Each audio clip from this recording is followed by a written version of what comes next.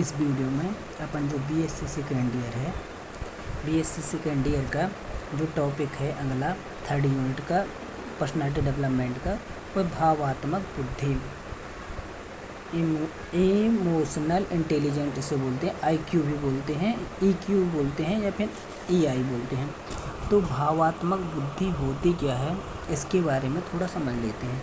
तो भावात्मक बुद्धि किसी व्यक्ति की स्वयं की भावनाओं और दूसरे की भावनाओं को पहचानने, नियंत्रित व प्रतिबंधित करने की क्षमता को कहते हैं। मतलब आपके अंदर कोई भावनाएं आ रही हैं तो अपनी भावनाओं को आप पहचान जाएं, और जो दूसरों के अंदर जो भावनाएं आ रही हैं, दूसरे व्यक्ति हैं उनके अंदर जो भावनाएं आ रही हैं आप उनको पहचान जाएं।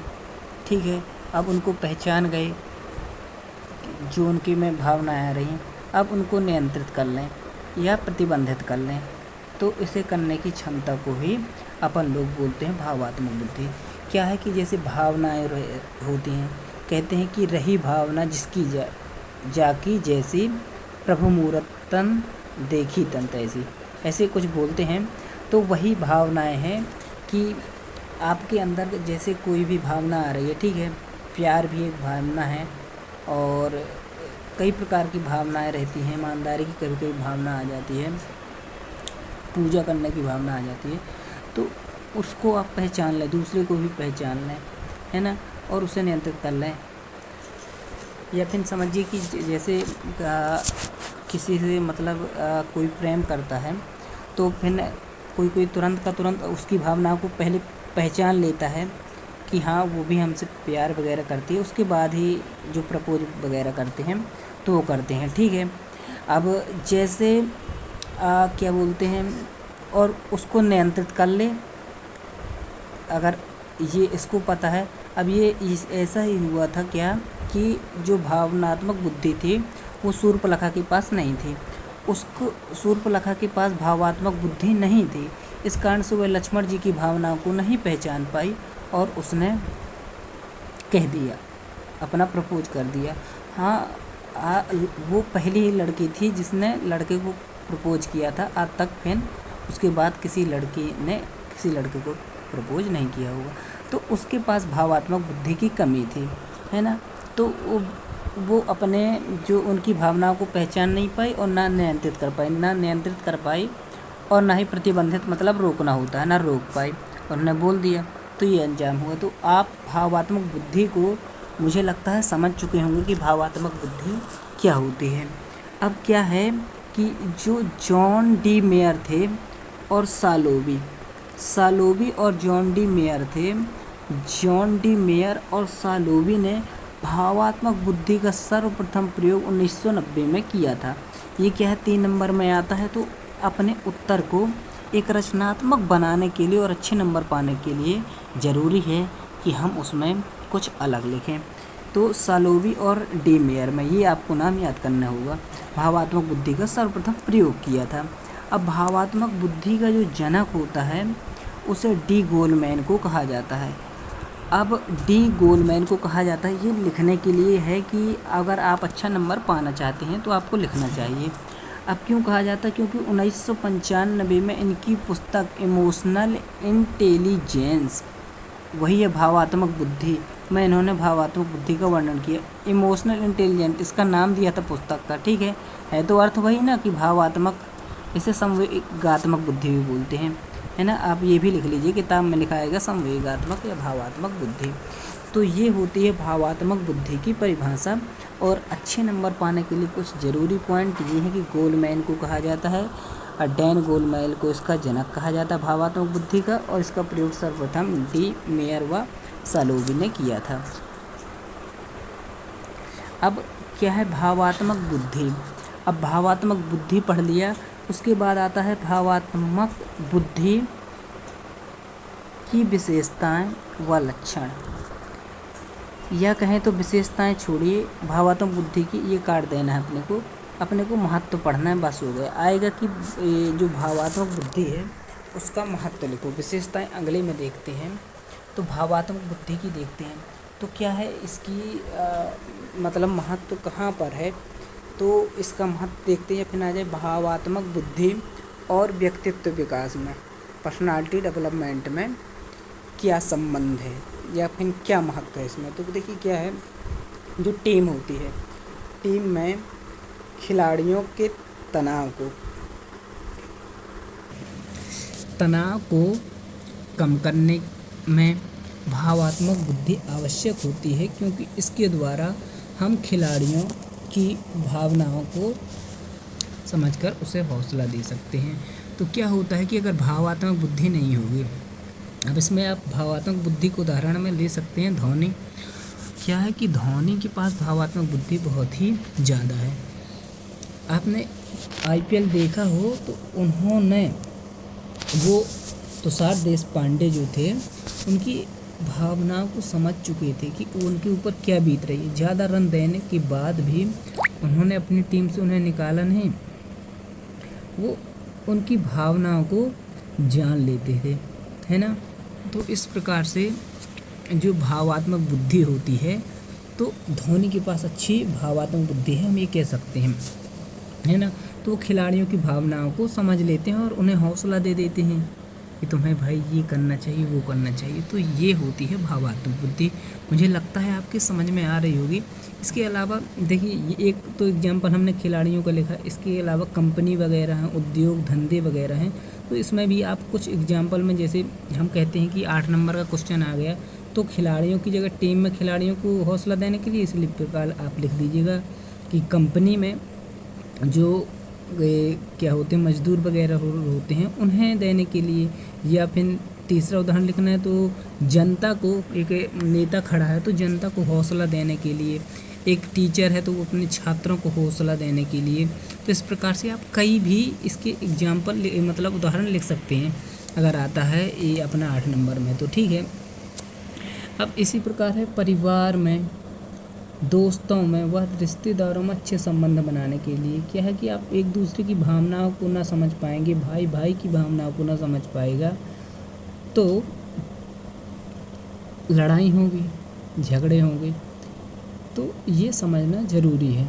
अब विद्यार्थियों की भावनाओं को समझकर उन्हें हौसला व ताकत जुनून देने में, तो यही है कि विद्यार्थियों की भावनाओं को समझ लिया, अपने परिवार, दोस्त जो हैं, रिश्तेदार हैं। अब इन्हीं के पॉइंट करके आप 8 पॉइंट भी बना सकते हैं। इसके अलावा आप ले सकें तो कुत्ते वगैरह भी ले सकते हैं और उनकी भी भावनाओं को समझना रहता है, जानवर वगैरह की कि वो क्या कहना चाहते हैं, पानी पीने के लिए कैसे इशारे करते हैं।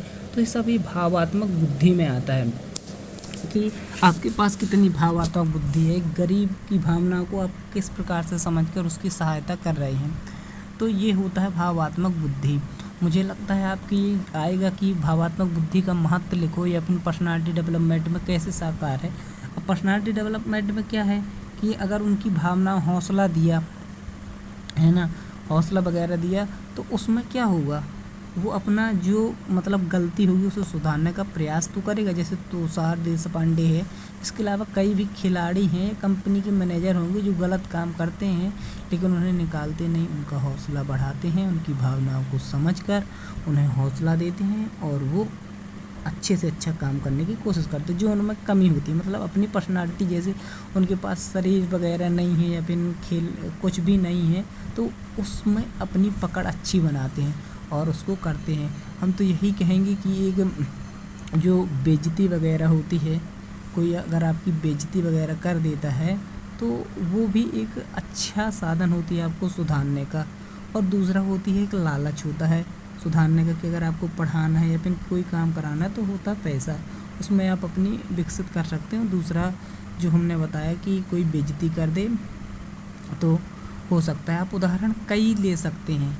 हम तो कह रहे हैं कि चाणक्य का सबसे अच्छा उदाहरण है इसी का, कि उसकी कैसे बेइज्जती किया और उन्होंने चंद्रगुप्त को इतिहास बना कर रख दिया। ऐसे ही कई लोग हैं जिन्होंने बेइज्जती के कारण ही अपना नाम किया है ना। तो बेइज्जती भी ज़रूरी है। कुछ क्या बोलते हैं, प्यार वगैरह में धोखा खाने के बाद सीखते हैं, और कुछ लोग जो रहते हैं वो बेइज्जती जब होती है तो सीखते हैं।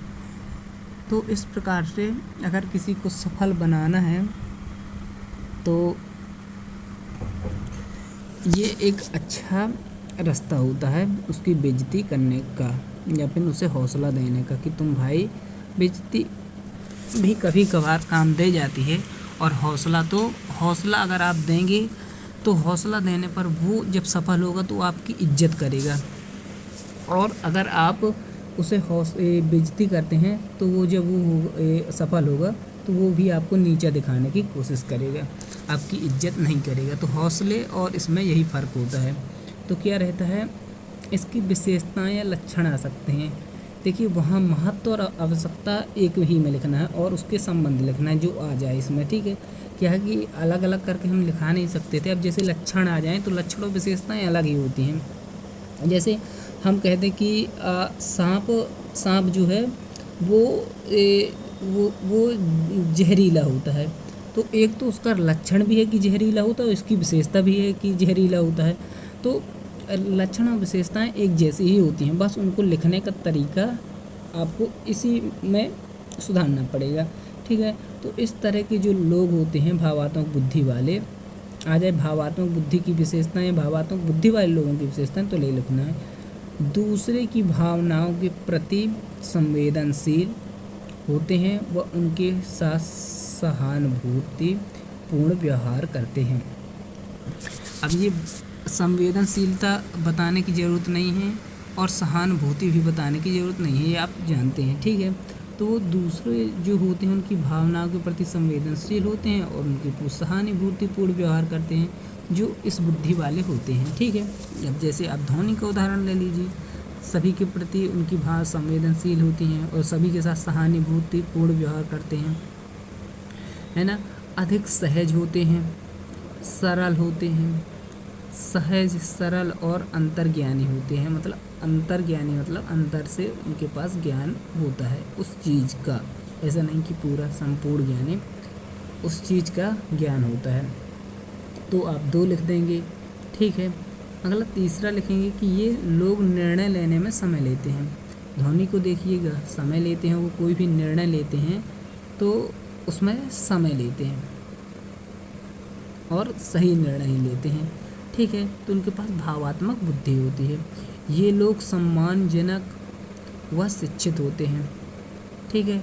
अब हमें ये बताने की ज़रूरत नहीं है, ना याद कराने की ज़रूरत है कि शिक्षित होते हैं। आप धोनी को ले लीजिए और उनकी विशेषताएं लिख दीजिए, सिंपल सा है। हमने उसमें जब ये बताया था यंग और क्रेस्चर और क्या बोलते हैं शेल्डन, उसमें भी जब हमने बताए थे कि कैसे कैसे आपको गोलाकृति वाली लाइन है, तो गोलाकृति में हमने बताया था कि जो कपिल शर्मा के शो में एक मोटा मोटा रहता है उसकी विशेषताएं सब लिख दीजिए।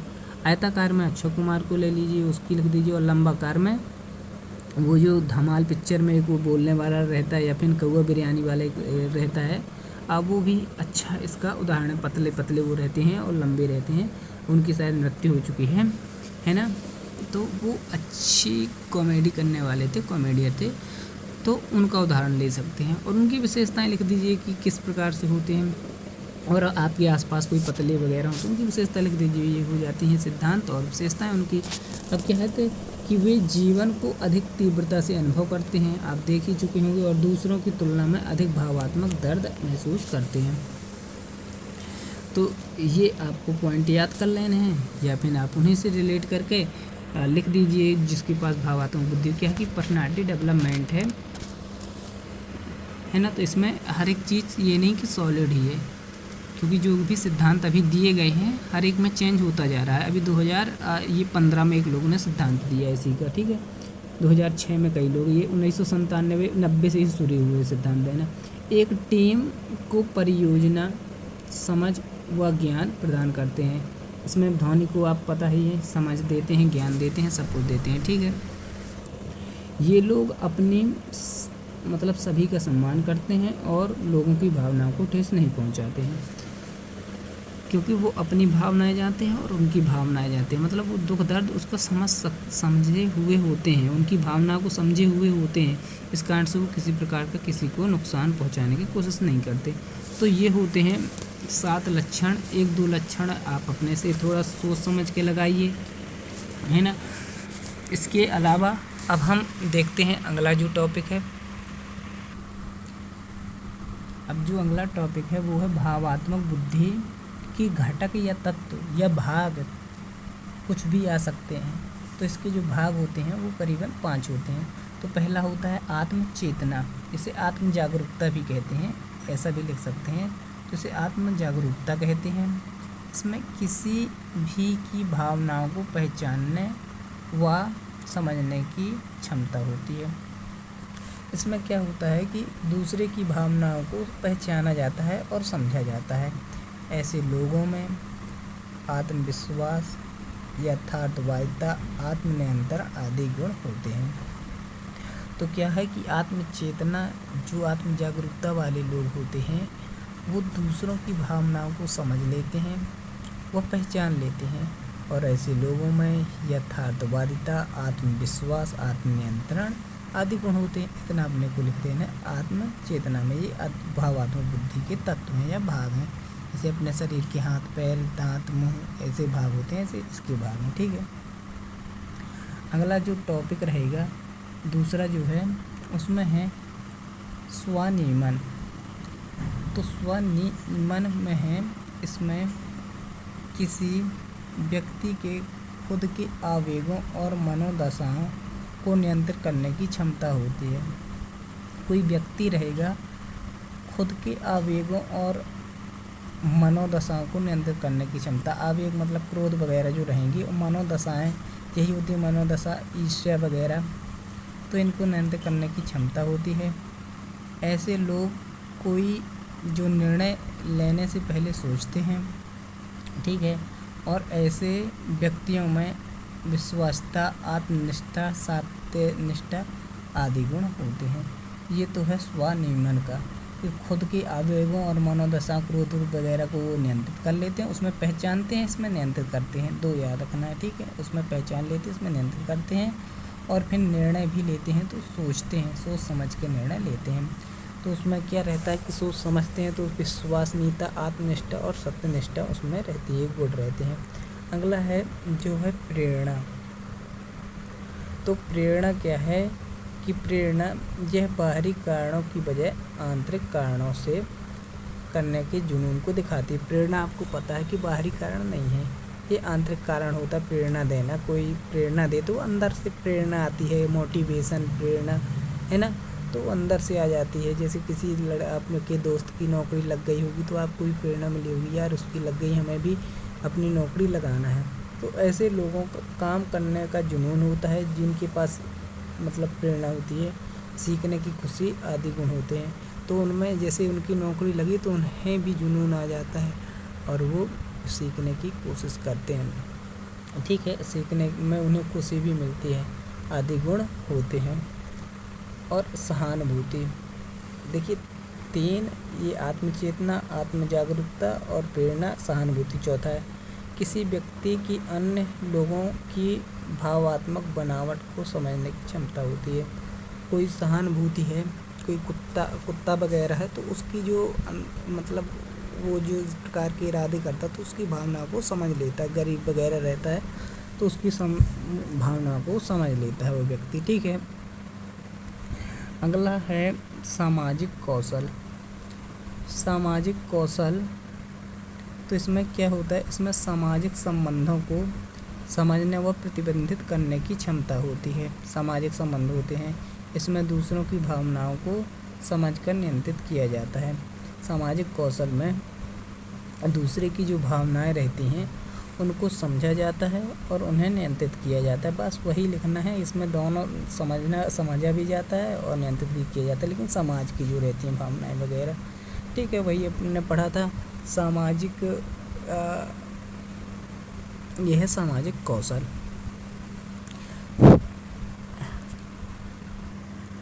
अगला टॉपिक है आध्यात्मिक बुद्धि। शायद आपको दिख ना रहा हो क्योंकि PDF जो बनाया गया है उसमें थोड़ा दिक्कत आ गई। तो आध्यात्मिक बुद्धि क्या होती है, यह वह मानसिक आध्यात्मिक बुद्धि समझें तो संत लोग वगैरह जो रहते हैं वो आध्यात्मिक रहते हैं, मतलब शांत गुण रहते हैं, उनमें शांत ज्ञान रहता है, शांत रहते हैं, ठीक है। और तो क्या होता है कि वह मानसिक क्षमता होती है आध्यात्मिक बुद्धि, जो आत्मा के जो गुण रहते हैं वह क्षमताएं रहती हैं, आत्मा के गुण व क्षमताएं रहती हैं, आंतरिक मतलब आंतरिक क्षमताएं, आत्मा मतलब आंतरिक क्षमताएं, उसको क्या करते हैं, जो आत्मिक क्षमताएं को प्रेम, ज्ञान, प्रेम, आनंद और शांति में सक्रिय करते हैं।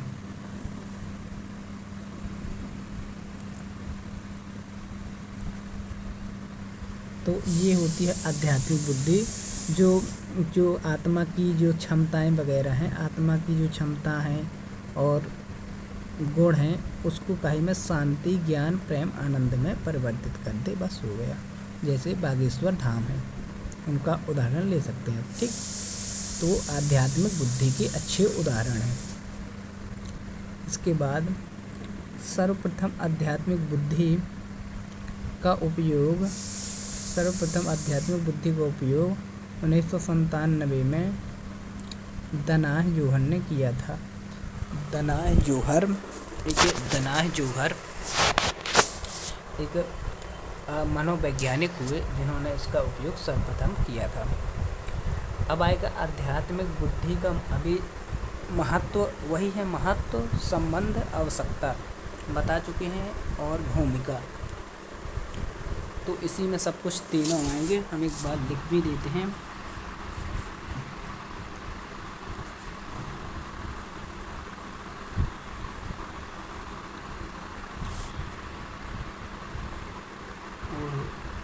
भूमिका, आवश्यकता, महत्व, सब कुछ और संबंध वही है। ठीक है, तो देखते हैं, कोई वो नहीं है।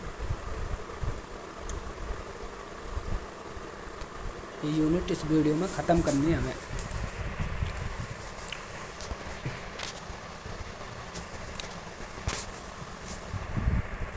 तो क्या होता है, आध्यात्मिक बुद्धि हमारी काल्पनिक व असत्य अवधारणाओं को दूर करती है। जो हमारी असत्य काल्पनिक असत्य अवधारणाएं हैं उनको आध्यात्मिक दूर कर देती है तथा ये हमारी एकाग्रता होती है उसको बढ़ाती है। आध्यात्मिक बुद्धि एकाग्र, क्योंकि ध्यान वगैरह करते हैं ऋषि मुनि तो उनकी एकाग्रता बढ़ जाती है। ठीक है, यह हमें खुश व प्रसन्नचित्त रखती है ना। यह हमें आध्यात्मिक बुद्धि जो होती है, आप योग वगैरह करते हैं तो प्रसन्नचित्त व खुश रखती है और यह हमारे मन को शांत रखती है। ठीक है, शांत भी मन रहता होगा। देख लीजिए बागेश्वर धाम आनंदित रहते हैं, प्रेम, जागरूकता, आत्म संयम होता है इनमें। यह हमारे अंदर विश्वास व जागरूकता लाती है। ठीक है, ये आपको लिखना पड़ेगा। यह हमारे अहंकार व नेगेटिव विचारों को दूर करती है। इसमें ध्यान भी आता है। ठीक है, तो ध्यान करने से ये सब कुछ होता है। ठीक है, और ये हमारे अंदर आत्मनियंत्रण, जागरूकता, आत्मविश्वास, आत्मचेतना, एकाग्रता आदि का विकास करती है जो व्यक्तित्व विकास में सहायक होते हैं। बस यही लिखना था अपने को, व्यक्तित्व विकास में किस प्रकार से सहायता है, किस प्रकार से संबंध है इसका। तो ये इतने गुण लाती है, तो इस प्रकार से ये हमारे करने में महत्व है। अतः लिख देंगे, अतः आध्यात्मिक बुद्धि व व्यक्तित्व विकास का गहरा संबंध है। बस हो गया। क्या है कि अपने को खुद लिखना है। 8 नंबर 11 नंबर में आए, अगर आप इसी में लिख सकते हैं कि अपन लोग ध्यान करते हैं, ऋषि मुनि करते हैं, तो उसमें क्या आ जाती है, एक सिद्धि आ जाती है। उस सिद्धि के द्वारा वो अपना कितना मतलब प्रसिद्धि पा जाते हैं, उस सिद्धि के बदौलत कितनी प्रसिद्धि पा जाते हैं। तो इस प्रकार से आप खुद लिख सकते हैं। आगे आप लिखेंगे आध्यात्मिक बुद्धि युक्त व्यक्तियों की विशेषताएं। ये आएंगी आध्यात्मिक बुद्धि की विशेषता है, आध्यात्मिक व्यक्ति जो होते हैं उसकी विशेषता है। तो उसमें उच्च स्व जागरूकता रहती है, खुद में वो जागरूक रहते हैं। ठीक है, बागेश्वर धाम।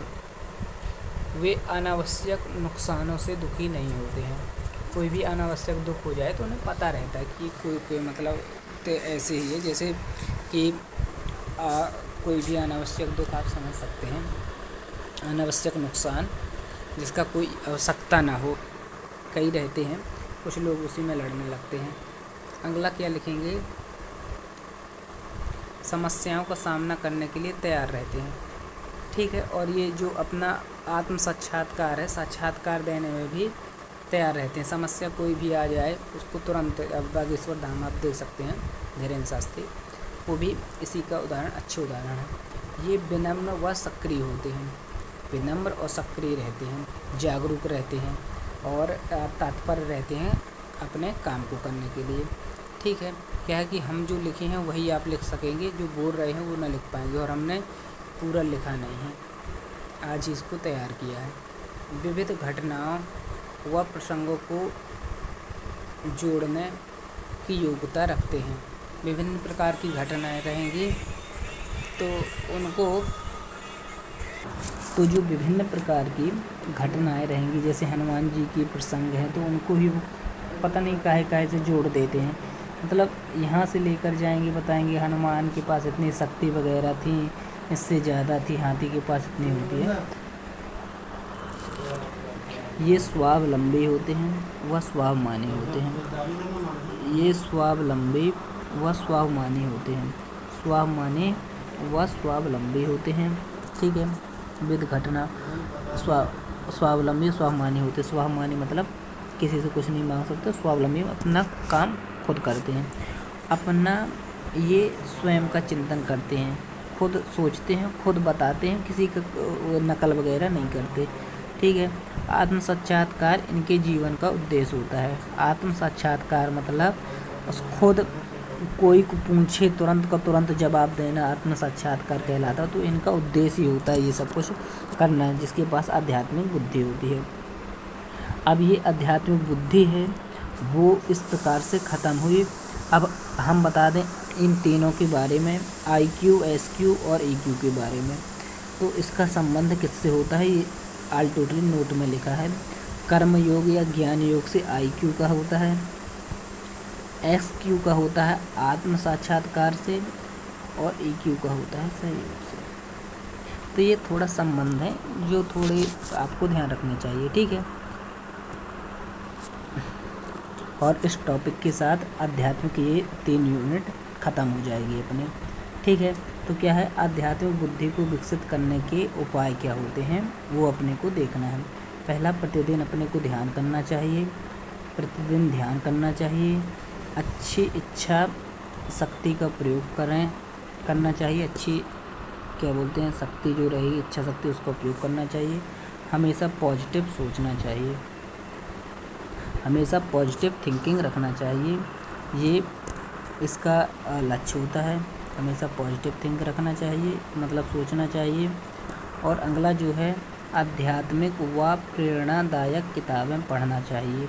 जो प्रेरणादायक और आध्यात्मिक किताबें, गीता वगैरह जो हैं, गीता हो गई, महाभारत, जो रामायण है, उनको पढ़ना चाहिए। अगला है, अपनी गलतियों व भूलों को स्वीकार कर लेना चाहिए। जो भी अपने से गलती हो गई, कहने में एक मतलब क्या बोलते हैं, एक और पंडित जी हैं, मैं उनका नाम नहीं जानते, वो भी अच्छा प्रवचन देते हैं। उन्होंने उससे गलती हो गई, कुछ बोला था, तो एक लोग ने उनका जवाब दिया था, वीडियो डाला था, तो कहा था कि ये वगैरह गीता में नहीं लिखा, तो आप जो ऐसा बोल रहे हैं। तो उन्होंने स्वीकार कर लिया था, है ना, और कुछ नहीं बोला था। हम हमेशा मनन करते रहना चाहिए। मनन मतलब सोचते, अपना जो पढ़ा लिखा उसको मनन करते रहें, वो कुछ भूला तो नहीं। ठीक है, और अगला जो है, खुश होने की आदत डालना चाहिए। खुश होना, हमेशा खुश होने की आदत डालनी चाहिए। स्वचेतना जागृत करना, कौन हूँ, क्या हूँ, मेरे जीवन का क्या उद्देश्य है, आदि बिंदुओं पर विचार करना चाहिए। तो इस प्रकार से जब आप विचार करेंगे तो अपन क्या बोलते हैं, ये आध्यात्मिक बुद्धि आपके में विकसित हो जाएगी। अब जीवन कौशल एक साइड टॉपिक और था, ये आध्यात्मिक बुद्धि हो गई, क्या हो गया, महत्व हो गया इसका, और इसका संबंध हो गया, इसका लाभ हो गए, और लाभ, महत्व और ये विशेषताएं सब एक ही होती हैं। ठीक है, और लक्षण एक ही होते हैं। और ये होगा कैसे विकसित करेंगे अपन। और अगर आपके समझ में आ गया होगा कि आध्यात्मिक बुद्धि क्या है, ये बुद्धि क्या है, तो आप अपने से खुद बना के लिख सकते हैं कुछ। ठीक है, और अगर होता है तो आज तो मैं रात भर जाग ही रहा हूँ, तो आप मुझसे पूछ सकते हैं कमेंट में कुछ भी, है ना। तो अब देख लेते हैं जो अगला एक और टॉपिक बचा है। अगला जो टॉपिक है वो है जीवन कौशल। तो जीवन कौशल के बारे में समझते हैं। तो अपने जो जीवन होता है, जीवन कौशल क्या होता है इसके बारे में समझ लेते हैं। जीवन की वे अनुकूल व सकारात्मक व्यवहार की योग्यताएं, जो अपने जीवन में जो सकारात्मक व्यवहार की योग्यताएं हैं, जो दैनिक जीवन की मांगों और चुनौतियों को प्रभावी तरीके से निपटने में मदद करती हैं, सक्षम होती हैं, जीवन कौशल कहलाती हैं। जीवन कौशल मतलब जो अपनी आदतें वगैरह हैं, योग्यताएं हैं, वो अपनी जो दैनिक जीवन में चुनौतियां आती हैं, जैसे आज कोई चुनौती आई, कल एक चुनौती आई, उसको निपटने में जो मदद करती हैं वही कहलाती हैं, क्या बोलते हैं इसे, जीवन कौशल। तो जीवन कौशल ये होता है कि अपने पास समय प्रबंधन है। एक समय प्रबंधन अपन करेंगे तो अपनी जो ये एक प्रकार की योग्यता हो जाएगी, और इसके द्वारा अपन जो चुनौतियाँ आएंगी उससे निपट लेंगे। समय मतलब अपना समय पर काम करेंगे तो चुनौतियों से निपट ही लेंगे। दूसरा तनाव प्रबंधन, अपने पास तनाव नहीं रहेगा, अपन सोशल मीडिया का उपयोग नहीं करेंगे किसी चीज़ का, तो अपने पास तनाव ही नहीं रहेगा। और रहेगा आत्मनियंत्रण। अगर अपने पास आत्मनियंत्रण है तो आत्मनियंत्रण के द्वारा अपन किसी भी चीज़ को प्राप्त कर सकते हैं। आत्मनियंत्रण के बारे में 2 यूनिट पढ़ेंगे, क्या कहलाता है आत्मनियंत्रण। यही कहलाता है कि सोशल मीडिया वगैरह है तो हमें नियंत्रित करने की, हमें आज नहीं देखना या फिर 1 घंटे ही देखना है, इसमें ना बहके, क्योंकि सोशल मीडिया में नियंत्रण प्राप्त करना ही आज के युग का सबसे बड़ा नियंत्रण है। सोशल मीडिया, इंस्टाग्राम, यूट्यूब की रील्स देखना ही बहुत बड़ा आत्मनियंत्रण आज के लिए बन चुका है।